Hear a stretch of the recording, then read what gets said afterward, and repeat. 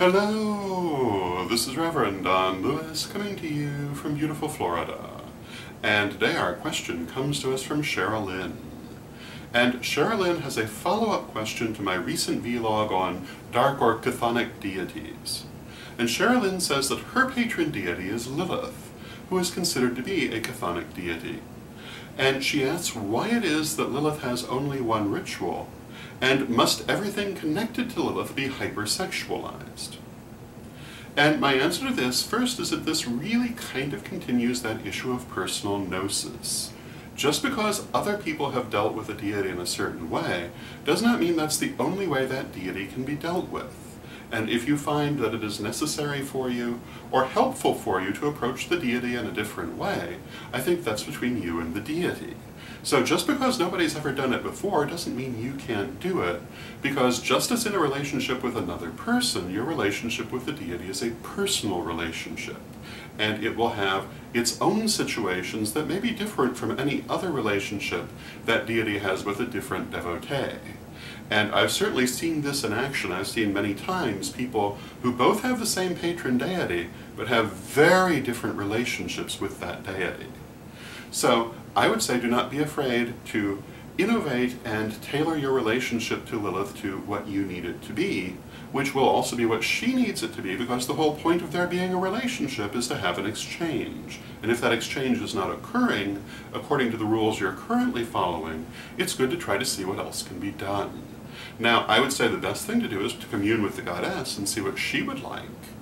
But I also would have to say that in any relationship, it's not inappropriate to put in what you want also. Now, as for Lilith having only one ritual, I'm not quite sure where that comes from. I've seen many rituals that are dedicated to Lilith and come from different points of view. But what I would say is that if you have not found rituals that suit the needs of your relationship with Lilith, create some new ones. And there are some people who will say, oh no, it can only be done this way. But I've seen people do things lots of ways, and if you look around, you'll see the same thing. And those people who say, but you can't do it that way, are almost always wrong. And they can be demonstrated as being wrong pretty easily by simply doing it and seeing what the outcome is. So I would say create your own rituals if what you're finding is not what you're needing, and don't be afraid to tailor it to your individual relationship with the deity. Now, as to the last part of the question, must everything connected to Lilith be hypersexualized?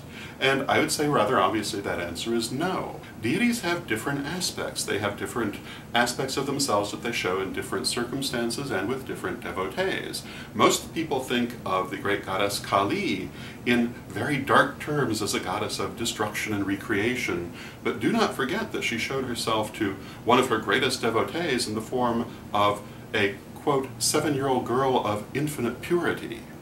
And so, if Kali can appear in that way and be worshipped in that way, as well as dancing upon the body of Shiva, well, Lilith can certainly be approached in more than one way as well. And just because nobody else has done it, doesn't necessarily mean that the goddess would not find it pleasing, particularly if you're getting the inspiration from her. So again, it's a matter of personal gnosis, it's a matter of personal practice, and nobody else really should be telling you you can't do it that way. Now, if you belong to a particular tradition and you're doing it in a way that they don't, they can say, we don't do it that way, and if you're going to do it that way, you must do it elsewhere. But that's not the same as saying that you can't do it that way. When you belong to a group, you do have to kind of fit in with it, but that really should not be limiting your personal practice in my point of view. So these would be my thoughts on the matter. I hope you find them interesting, and until next time, may you blessed be.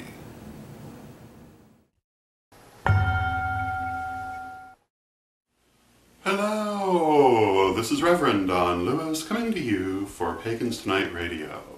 Pagans Tonight Radio is an online radio network with different hosts and different shows 7 nights a week. There's something for every taste, including Spanish language programming on Saturday evening.